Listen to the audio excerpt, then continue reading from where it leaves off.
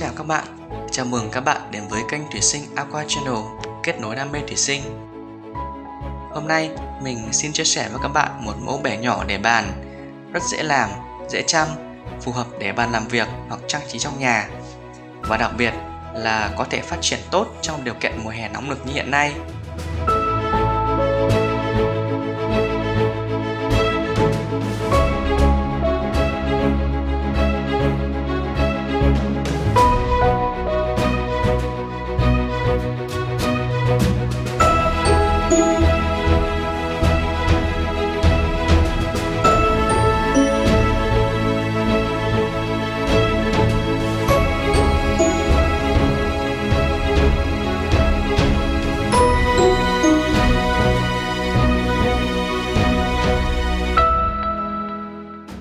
Sơ qua về phần cứng thì mình chuẩn bị như sau: một bể dán dấu keo với kích thước là dài 50 cm, rộng và cao 25 cm, chiều dày thành bể là 5 ly và đáy là 8 ly. Ở phần đáy mình chọn kính dày một chút cho yên tâm. Về đèn thì mình dùng là đèn Odyssey Slimix, đèn trắng là đủ rồi bởi vì là mình chơi cây xanh là chính. Lọc ở đây mình sử dụng là loại lọc Sansan HBL 802. Loại này là lọc quốc dân rồi, chất lượng thì không phải bàn. Về bình CO2 thì mình sử dụng là bình CO2 nhôm với sủi neo. Thì đây là loại sủi mình và nhiều anh em rất ưa thích vì lượng CO2 thoát ra rất là nhỏ và mịn, rất tốt cho sự hấp thụ của cây thủy sinh trong bể. Để setup được bố cục rừng mini này, mình sử dụng các đoạn thân của rễ dương chưa lột vỏ, nó mang đến sự chân thực như gốc cây ngoài tự nhiên. Các loại cây được sử dụng ưu tiên là những loại lá bé, phát triển chậm. Ví dụ như ở đây mình sử dụng nền chân trong ngọc trai ở phía tiền cảnh để tạo nên một thảm xanh mát. Điểm thêm ráy nana ở dưới các gốc cây để che những vết ghép. Sử dụng thêm các loại cây có màu đỏ, có kích thước nhỏ như tiêu thảo flamingo hoặc biệt liên đỏ để tạo nên độ tương phản, tạo nên điểm nhấn. Các bạn cũng có thể sử dụng các loại cây khác như huyết tâm lan mini chẳng hạn, cũng rất đẹp. Phía hậu cảnh mình sử dụng là xương cá mini và chân trâu bà lá cao. Những loại này đều có tốc độ phát triển rất là chậm, hạn chế được việc phá bố cục và ít phải cắt tỉa thường xuyên. Về động vật thì mình có nuôi một số loại cá nhỏ, tép ốc ăn rêu hại. Và tất cả tạo nên một hệ sinh thái thu nhỏ, một các không gian xanh mát đến với cuộc sống của chúng ta. Sau đây là quá trình setup bể của mình. Nếu thấy hay, các bạn hãy like, share, đăng ký để ủng hộ kênh nhé. Cảm ơn các bạn và chúc các bạn có những giây phút vui vẻ.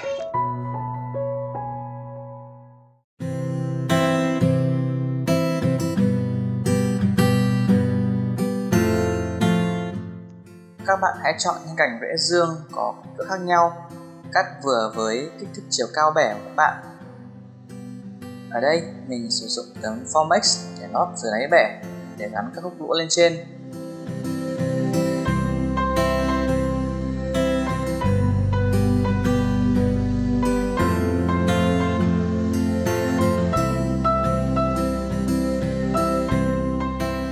Mình dùng mùn cưa và keo 502 để gắn cố định các gốc lũa.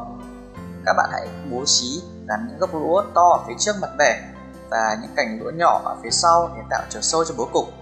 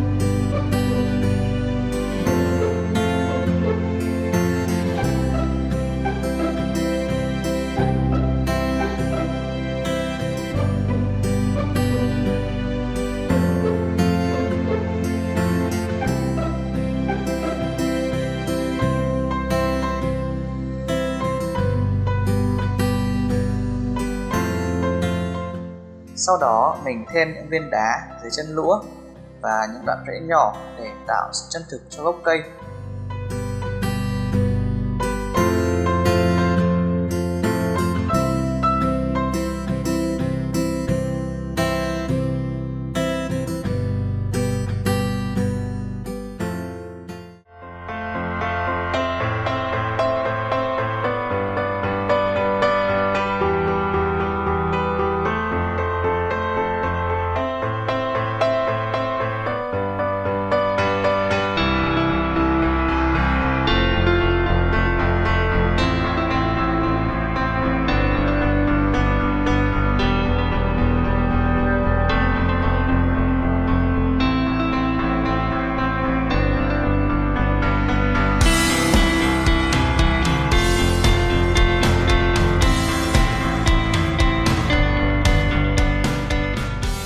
Phần vào nền, mình sử dụng nham thạch trắng lót bên dưới giúp thắng nền hơn.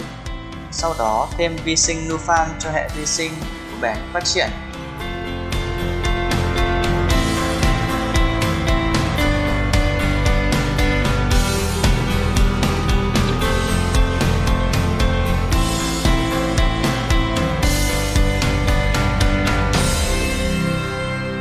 Và tiếp tới mình sử dụng một chút cốt nền và phủ bên trên bằng phân nền công nghiệp ADA.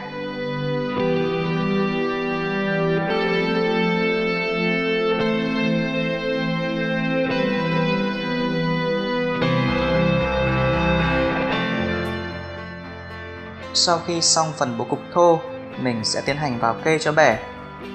Các bạn lưu ý nên xịt ẩm đất rồi mới cắm kê nhé. Phần phía trước mặt bể, mình sử dụng chân châu ngọc trai. Đây là loại cây có màu xanh sáng rất bắt mắt, và khi phát triển chúng sẽ đâm nhánh và bò sát nền, tạo thành một thảm xanh mát rất là đẹp.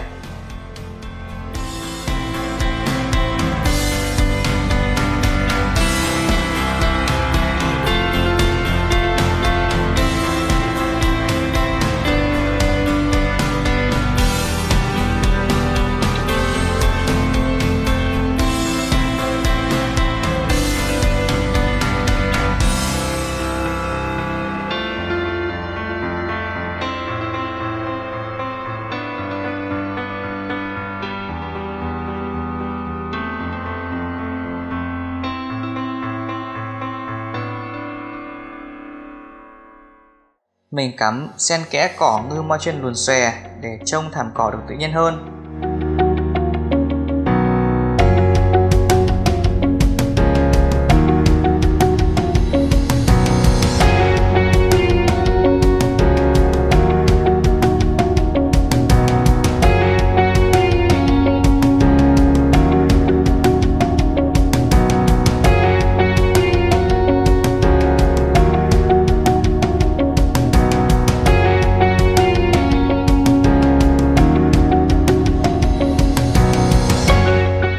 Ngoài ra thì các bạn có thể điểm thêm rêu ráy vào bố cục cho thêm sinh động nhé.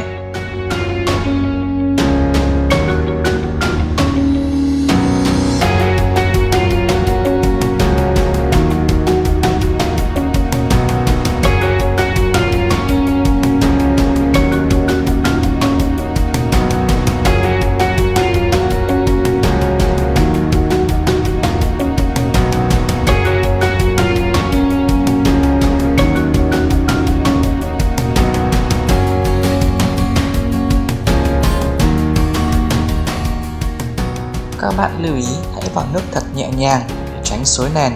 Thời gian đầu, các bạn hãy chú ý thay nước 3 lần một tuần, mỗi lần khoảng từ 30 đến 50% lượng nước trong bể.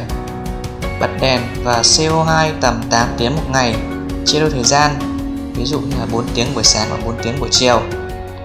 Việc bổ sung thân quạt để giảm nhiệt độ cho bể là rất cần thiết vào những ngày hè nóng nực như hiện nay. Sau khoảng vài ngày setup, các bạn để ý nếu gốc lũa tiết ra nhớt thì cũng không phải là vấn đề đáng ngại, vì việc xử lý cũng không quá phức tạp. Bạn chỉ cần ra các cửa hàng thủy sinh mua vài đôi cá mún hoặc là cá tì bà thì chúng có thể xử lý được. Phía hậu cảnh bể, mình cắm rong xương cá và chân trâu cao 3 lá. Vì với thể loại bể nhỏ như thế này thì ưu tiên vẫn là những loại cây lá nhỏ và phát triển chậm, tránh loại cây mọc cao hoặc lá to để duy trì bố cục được lâu dài.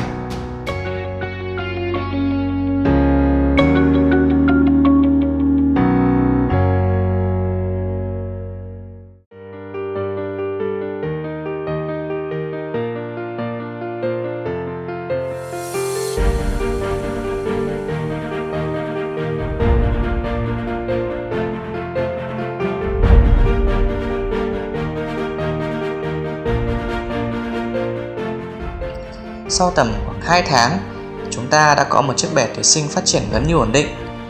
Với chi phí rẻ và dễ dàng setup như thế này, mình hy vọng là các bạn đã có thêm một sự lựa chọn để có thể tạo nên một góc xanh mát, đem thiên nhiên tới ngôi nhà của các bạn. Chúc các bạn thành công. Cảm ơn các bạn đã xem video.